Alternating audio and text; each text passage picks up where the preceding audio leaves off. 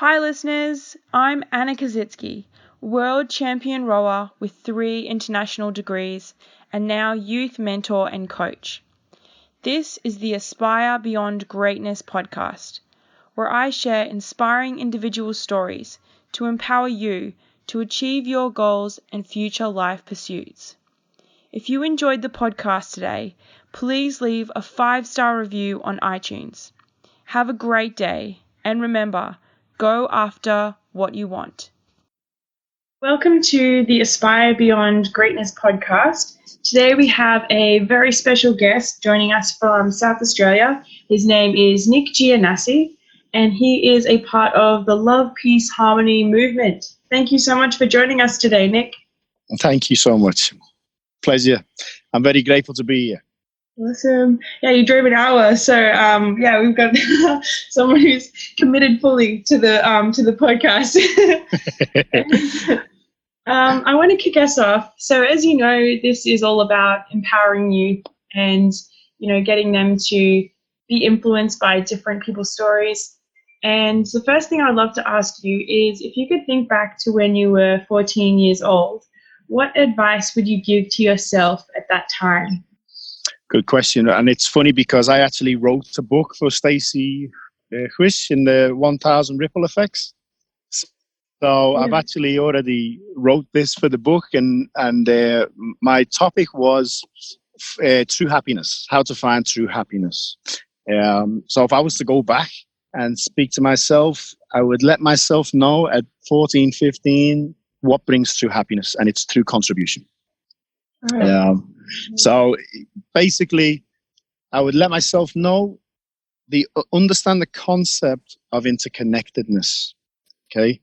And also let myself know back then, which is something I didn't get till I was in my 30s, of understanding that we are not a separate being, okay? When you look at the interconnectedness, and it's a teaching from the Zen master Thich Nhat Hanh, into being, he says, if you look at a blank piece of paper, you might not see anything in the paper, but if you look deeply, there is the tree that the paper came from in that paper. There is the rain that helped the tree grow. There is the sunlight, the earth. There is the person who cut down the tree. There is all of his ancestors. There is the food they ate. There's the people who made the equipment to cut down the tree, transport the paper, the people who sold it at the shop, and it goes on. So when we look like that, we realize that we can do that with anything. And everything that exists depends on a countless factors. So when we understand that even on a physical level, we are all connected. I would let myself understand that, let my younger self understand that, and also understand that when we focus wholeheartedly on ourselves, that is one being, that is one entity that we see as separate, even though we're not separate. And therefore, we disconnect ourselves from the whole. So by understanding that we're all connected and offering as a selfless service, as to simply give love to the whole, we are putting a countless number of beings ahead of ourselves. So it's a Buddhist teaching, but when we truly understand that and we offer contribution and we make others happier and healthier, which is also my spiritual teacher, his teaching, purpose of life is to serve, and to serve is to make others happier and healthier. I think when we understand that, we find true happiness. Definitely. And I really love what you and your family are doing to contribute to supporting and loving humanity as a whole. And, just from what you were saying, it sounds like a big part of what you are doing is, not just isolating people, but trying to make everything as a whole in the community really come together and think about all the parts that are made up in one. And I'd love to hear more, Nick, about how you decided on the work and the career that you have now. Thank you for the question. Look, I was brought up in a beautiful family, and I've always been so blessed with friends as well. I've always been around incredible people. But growing up, watching the news, feeling separate from everything, feeling helpless in the world, as much as I was always happy, I had the outlook of the sooner humans are wiped off this planet, the better for the planet. So if you have that outlook on life, you're spiritually bankrupt. And that was because I used to watch the news and I'd watch the wildlife shows and I'd see what we were doing to the planet and so on and so forth. When I got introduced to meditation, it opened a whole nother level of consciousness within me. And then I realized that humans are good. We are a compassionate species. We are good. We are born good. You know, you look at a young baby growing up, they have to be taught how to lie. It's not in their nature. They are so pure. They are caring. They are selfless. So when I saw this and I understood this deeper, I was inspired to see, do we have a solution for world peace? And then when I went down that road, I found an abundance of scientific research to show that we have a genuine solution for world peace. And not only that, but it won't take long once we get it. Now, you know, I've listened to, you know, a lot of people in different areas. I listened to a podcast with James Asprey the other day on the Rich Roll podcast. Yeah, I love what he's doing. He's really leading the vegan movement.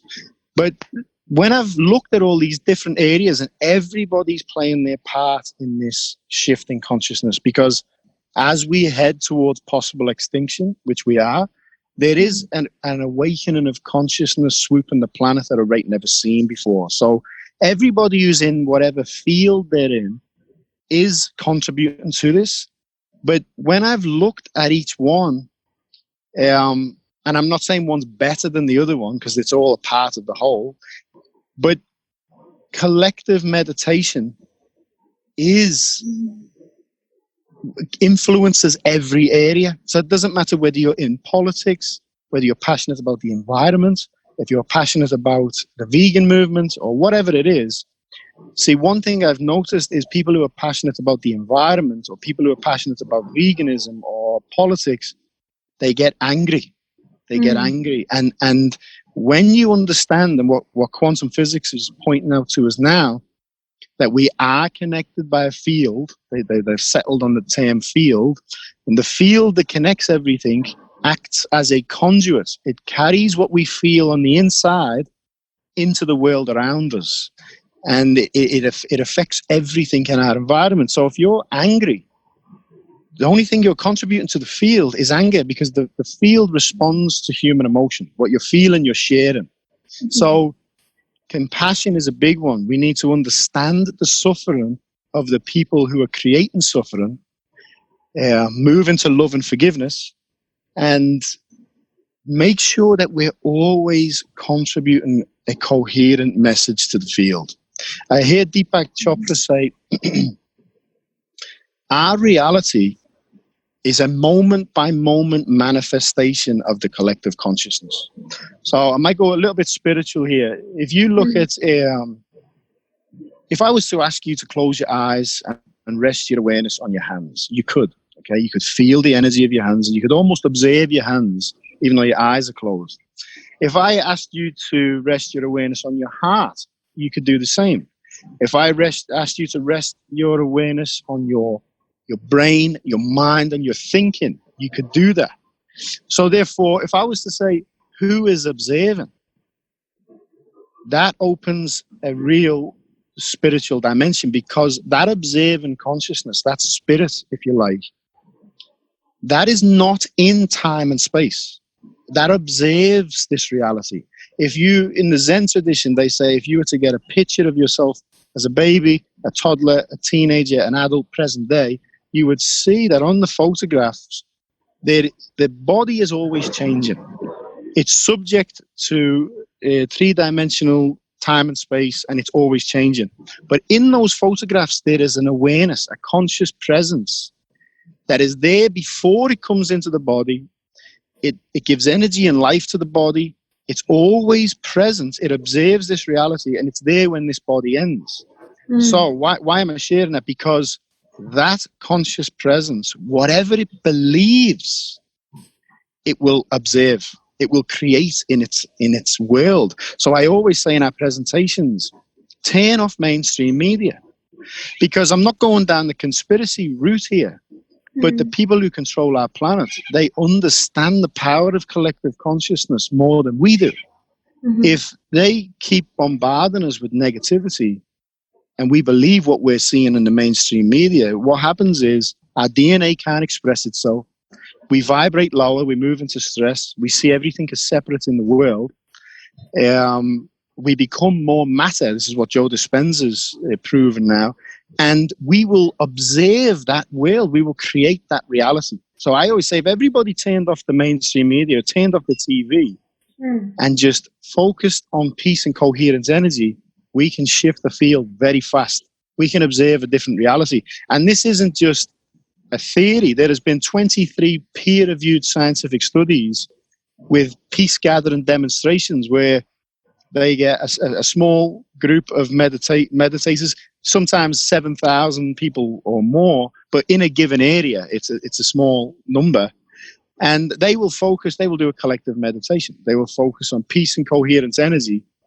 And in every area, they're always measuring statistics. They're always measuring emergency room visits, car accidents, divorce rates, terrorist activity, crime in general. But when these practitioners are coming together and focusing on peace and coherence energy, they call it a window of prayer. In that window of prayer, they have consistently seen a reduction in those stats of greater than 70%. So 76% in some cases, a decrease in emergency room visits, terrorist activity and everything when people are focusing on peace and coherence energy. So it is a genuine solution. I think, if we got 1.5 billion people and more meditating and singing one song, which is the movement we're a part of. The one song is 5 lines. I love my heart and soul. I love all humanity. Join hearts and souls together. Love, peace, harmony. Love, peace, harmony. And by the way, that is a blueprint for world peace. We can talk about that after if you want. But if you've got 1.5 billion people collectively coming together with a collective intention of creating peace on earth, we would see a change in our earth very fast. Because this world is not solid. This world's not solid. We know that now. Quantum physics has proved, mainstream science knows that an atom is 99.129 space. And that space is not space. It's information. It's possibility in the field. So world peace exists in the field. It's a timeline that exists. We just have to observe it. So I'll leave it to you.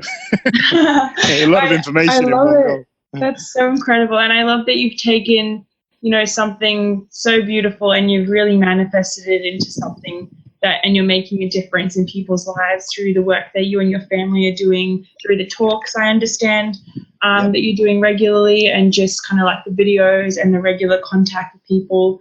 And, I think it takes a lot to kind of do what it is that you're doing. And I guess it comes back to the idea that we all want to be loved and that we all deserve, love and respect for one another. So I really love what you're doing. And yeah, it's pretty amazing.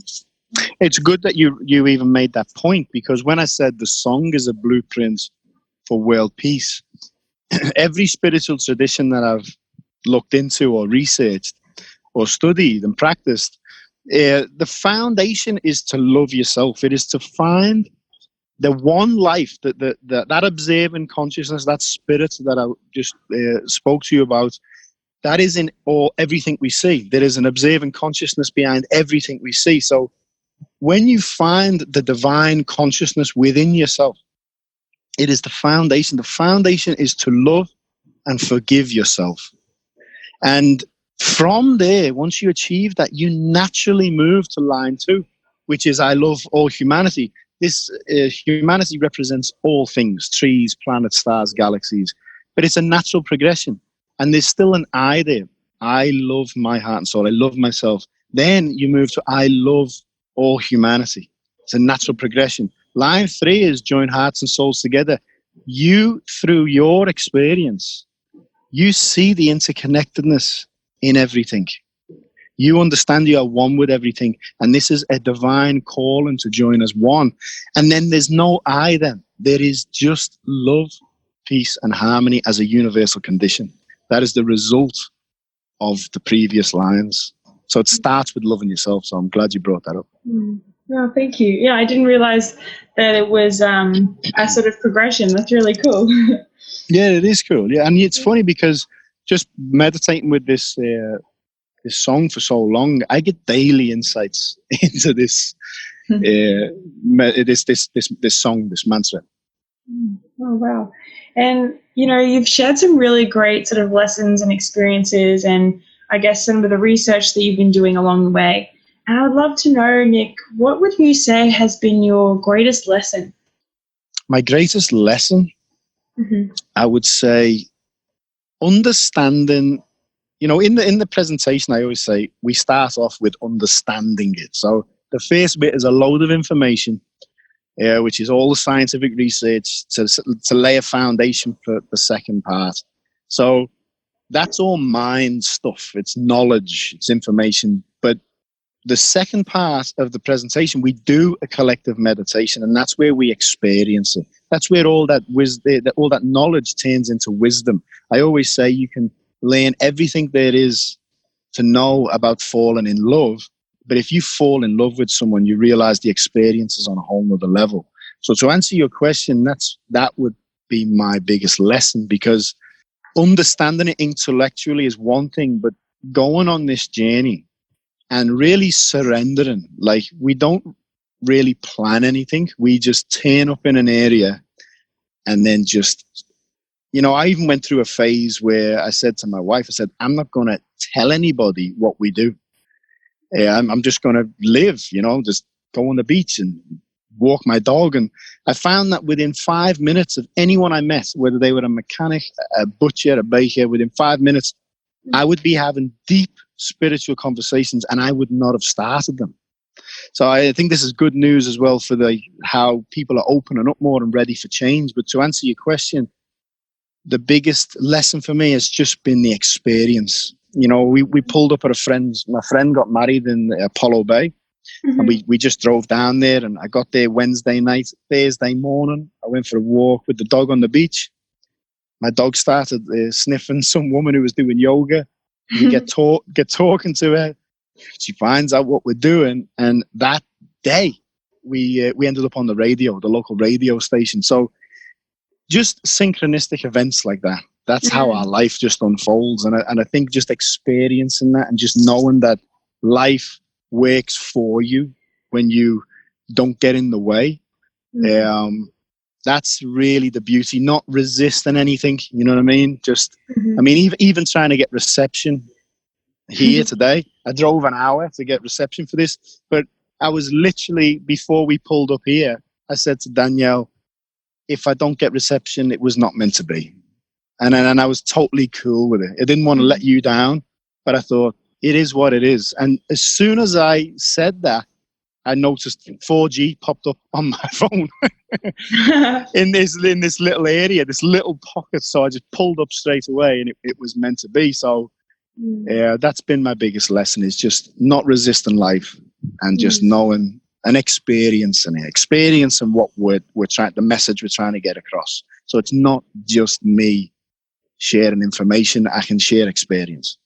Oh, that's perfect. And yeah, I'm really grateful that it worked, because I really was excited to hear your story. So thank you. Thank you. I'm glad the universe worked out. And I think that everyone experiences setbacks and triumphs, and that's what makes us who we are. Yep. And so I would love to know, whether you call it a setback or a challenge or something that sort of moves you forward, what would you say has been your greatest setback? It's really interesting because nothing even really comes to mind, because I try not to label them setbacks. I'll share a story which I've never shared publicly. Just before we were going on this trip, I'd saved $7,000. Really worked hard trying to save money. We hadn't, we were just got a vehicle. We just got a vehicle because of other amazing events, actually. So we just got our bus, and I had to register 2 cars, and I had to register the bus in a week. And long story short, I had $7,000. I was still working 6-7 days a week, and something came up that me and Danielle, were passionate about, and I basically donated all of our money to it.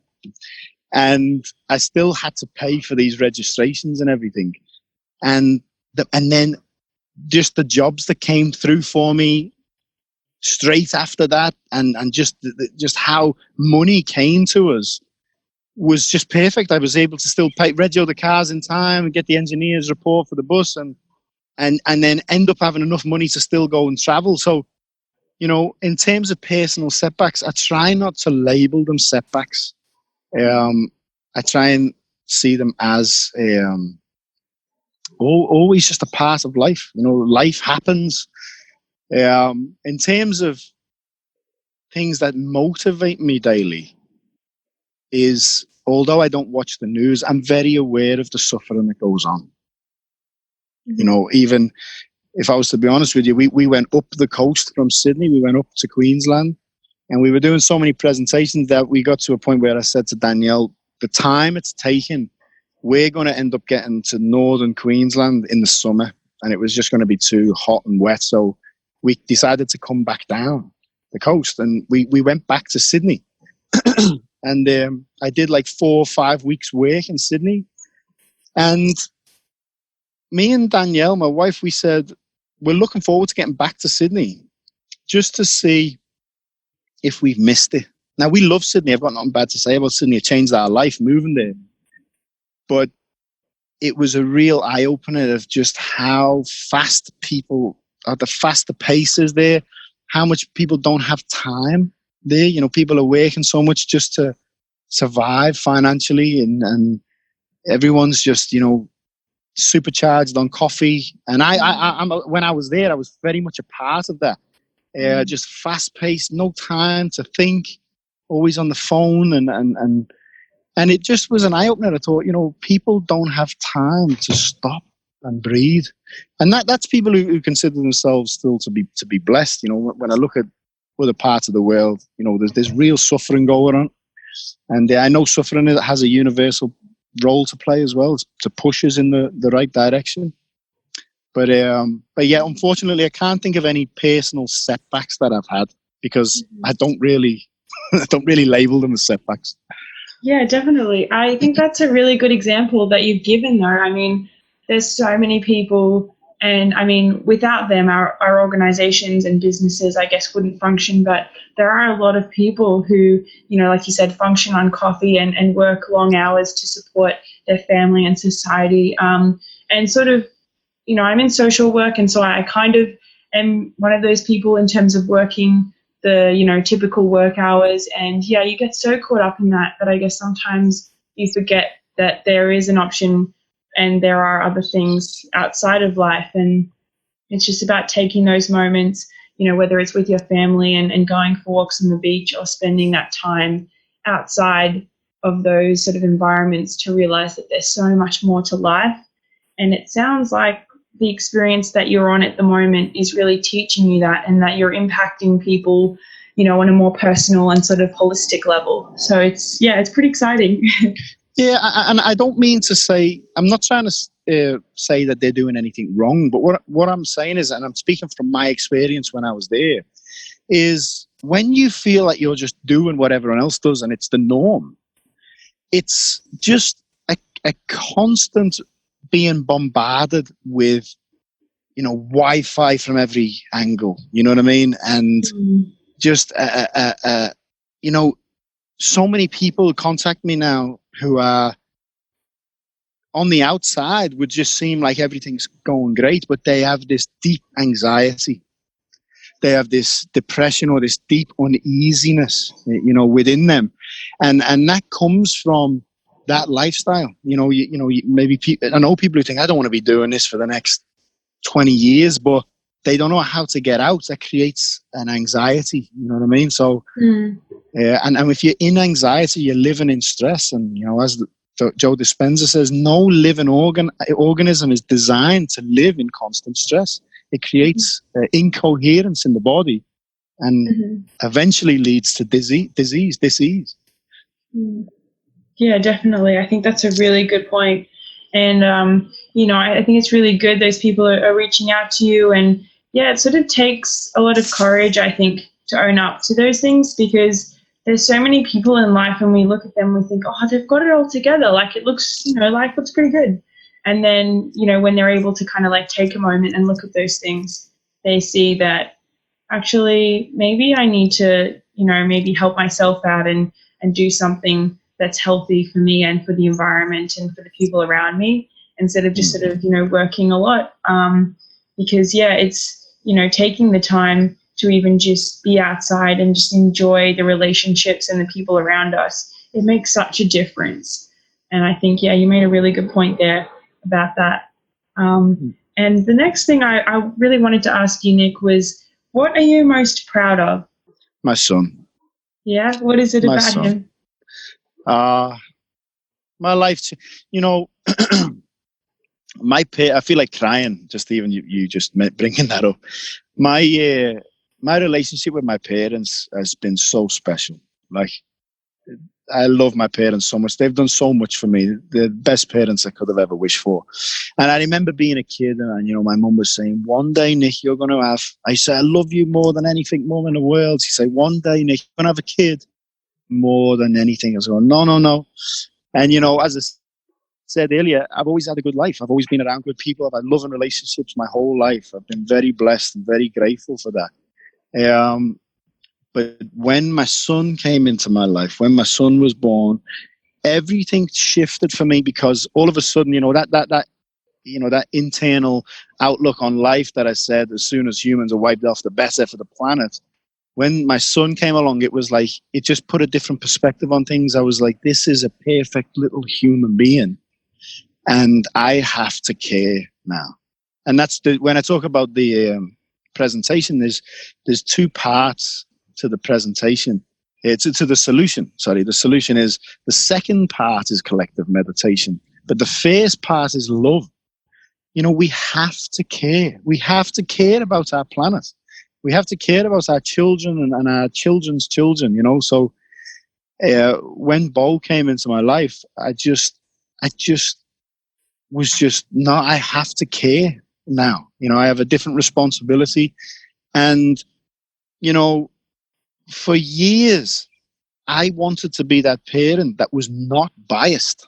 So I wouldn't always praise my son. Okay, I didn't like the idea of always putting your kid on a pedestal. You know what I mean, and spoiling them, and you know, and because I know it doesn't save them. At the end of the day, you're not doing them any favors by spoiling them with material things. Anyway, you can always spoil them with love. But I didn't want to be that parent that was biased towards my son. But there was a point where I just said, whether this boy is my son or whether he belonged to my neighbor, he is such a beautiful human being. He is me and Danielle learn from him every day. He is the most selfless human being I've ever come across. You know, when we travel, he sits behind me in the bus and you know, he looks out the window from his side window.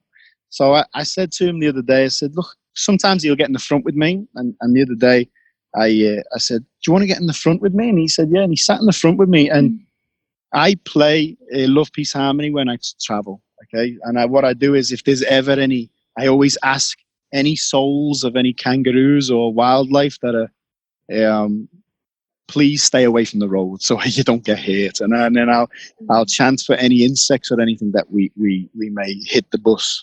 So Beau got in the front seat with me, and he saw that there was a few insects that were hitting the window that were dying, like butterflies and things like that. And although we were chanting for them, he saw roadkill. He saw a kangaroo that had been hit on the side of the road. And I turned around and he was crying his eyes out. He was crying his eyes out, and he said, Dad, was there anything we can do? I said, mate, but all I can do right now while we're traveling is to chant for them. You know what I mean? We also call Amitofu. Amitofu is an ancient Buddha who helps with the transit. He made a vow to help in Buddhism, to help anybody who's transitioning, who's dying. So you can chant for loved ones, or if you chant his name 10 times sincerely from your heart before you die, he will personally take you to his land, his pure land in heaven, and you can do spiritual practice before you reincarnate. So, I chant, I call Amitofu, we sing Lupi Samri, but Beau was just devastated at the fact that life, these insects were being killed. And it really touched my heart because, he came up to me last year and he was heartbroken on the park. And I said, what's wrong? And he said, Dad, I've just seen that kid's mum. She saw a spider on the floor and she stood on it. And he was just heartbroken. And he just to observe him, he lives in this field of purity. And I can't help but, when I look at myself, I knew I was like that when I was a kid. And I believe all kids are. And, being brought up, as I said, I had a loving family, but at the same time, I was still around in a violent environment, okay? There was always fighting, or there was a lot of drugs around where I was brought up. And so, I looking back now, I observed how as a kid I built up this persona, this false self, and when I became a teenager, I started Thai boxing, I started boxing, I did MMA for a while, and I was big back then, I'd been on steroids as well back then, so to look at, I was a lot of muscle, and I was fighting and things like that. But when I look back now, I was hiding behind that. You know what I mean? Because I felt like I needed to survive in that environment. So when I look at Beau, and we've just nurtured him for who he is. He's, as I say, he's 9 on Tuesday. He is just the most precious thing I've ever seen, I've ever come across in my life. So what am I most proud of? Without a doubt. I'm literally holding back crying right now. Is my son. Oh, that's amazing. I love that you shared that. Thank you. It's so cool to hear, the experiences that you're having together and just being able to share that. And, I think it takes a lot to be able to sort of do, what it is that your family's doing, and even just to have that kind of, passion and excitement for life consistently, because there's so many kids, and even I was like this growing up, and you just spending too much time with your family, and you kind of just like, leave me alone, mom and dad, this is so annoying. But it sounds like he just embraces it and he loves it, and his sort of passion for the environment and animals and everything. It's really great to hear that. So I'm awesome. Thank you. I wanted to share with you this idea that I have, which is that I believe, so from the moment that, when people wake up in the morning, and for yourself as you're going about your adventure and the work that you're doing with your family to inspire and empower others and, really change and transform, the idea of world peace, to the moment that you're going to bed at night, I think that everyone turns up with a set of personality traits and skills that they bring.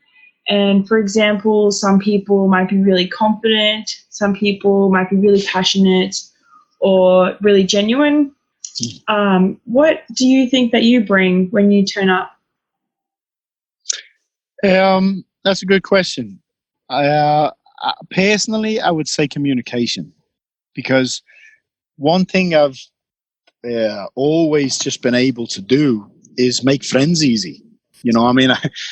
Danielle can know somebody for a few weeks or months, and I'll say, what do they do or whatever. She goes, I don't really know, and then I'll go and speak to them for 5 minutes, and I'll find out a lot about them, not because I'm being nosy, but I just seem to be able to, people seem to open up to me. I'm good at making friends and communicating. So I'd say that would be my strength. And then when I look at the dynamics of the family, I do the presentations, I do, all this stuff. But then you look at what Danielle brings. My wife, Danielle, is very quiet, very humble, very reserved, very yin and very yang nature. But and she doesn't like getting on photographs. She doesn't really like, speaking. She's quite quiet.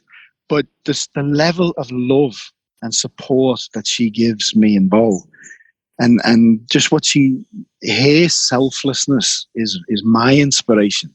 There's no way in the world I could do anything that I do if it wasn't for Danielle. So, as you said, everybody has their strength. So yeah, I think mine though would be communication. Awesome.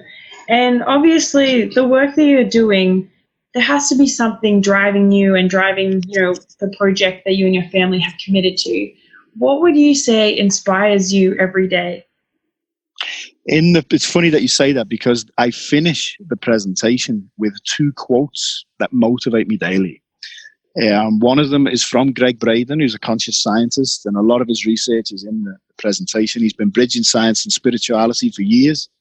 One quote from him is, "For the first time in history as we know it, the fate of our species lies in the choices of a single generation." See, that is as real as it gets for me. The time is now. We are the change we've been waiting for. The chances of people being here at this time, all of the different time cycles that I've looked into and have researched, there's 15,000 year cycles, 5,000, 21,000 year cycles from all different traditions. Many of them are coming together at this time. This time we're living in is the time that all of our ancestors pointed to as the great time of change.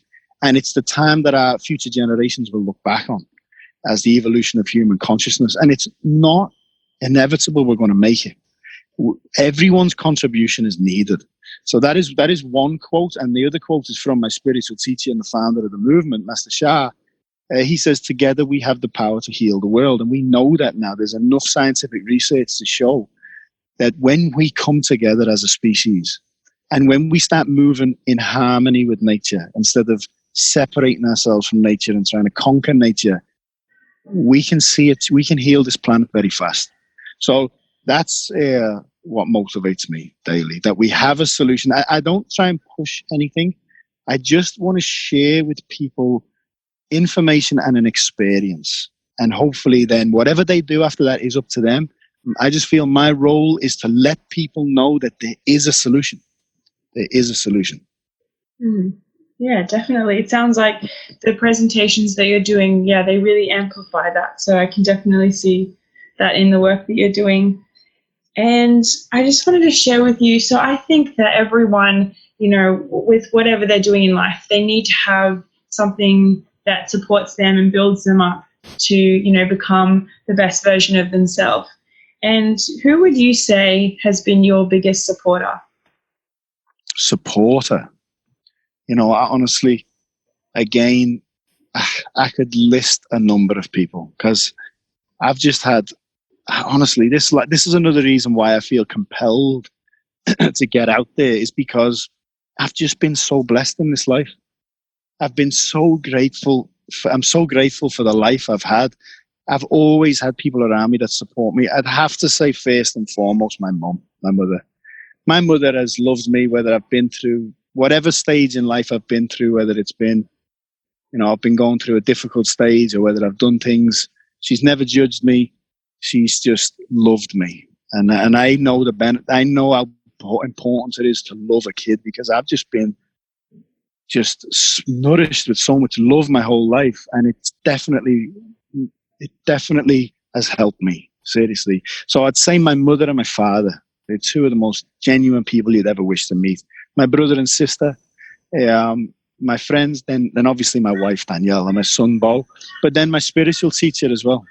When I met Master Shah, it just brought a whole nother level again of awareness to see a spiritual practitioner who is detached from the physical world, yet so unconditional. Somebody who just is saving every single moment, who would put his life on the line for anybody, whether you were Mother Teresa or Adolf Hitler. You know, he put his life on the line for you. So that was just a whole nother level of consciousness. So I couldn't put it down to one person. I've just had so much support, so much love. I feel so grateful. That's awesome. Yeah. And it sounds like they've all sort of gotten you to this place that you are right now. And it's great to hear that you have that support backing you, because the project that you're doing it sounds like it's going to make a huge impact. So I'm really excited to hear more about it as we go. One more thing I would just touch on as well. I have a Buddhist mentor as well. She's also made a big difference in my life. But she shared something with me. She said, in the West, somebody does something nice to you or gives you something, you pay them back. Okay, you say, you pay them back in the West, I'll pay you back. She said, but once it's paid back, it's over. Okay. She said, but in Buddhism, they pay forward. We pay forward. So somebody does something kind for you, you pay that kindness forward. And that can change, that can heal the world. In the presentation, I always share, you know, if somebody was to give you a smile, a genuine smile that uplifted you, and then you went and you said, you know what, I paid that forward, and you buy someone a coffee who's maybe forgot their wallet, and you say, pay it forward. They might go and buy someone later in the day a slice of cake.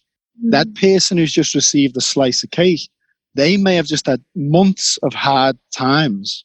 And they may have just said to God, the universe, life, whatever you want to call it, show me a sign that someone's listening, otherwise I'm going to kill myself. That slice of cake could be the sign from the universe. That could have just saved, that person's smile has just saved a life. So because of the kindness I've received in this life, I feel it's my duty to pay it forward and contribute love to this world and vow to bring peace while I'm here.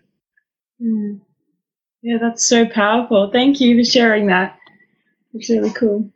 I just want to wrap it up and say thank you so much for your time today, Nick. I've really loved, you know, the message that you've shared with us and the journey that you're on at the moment. It's so empowering.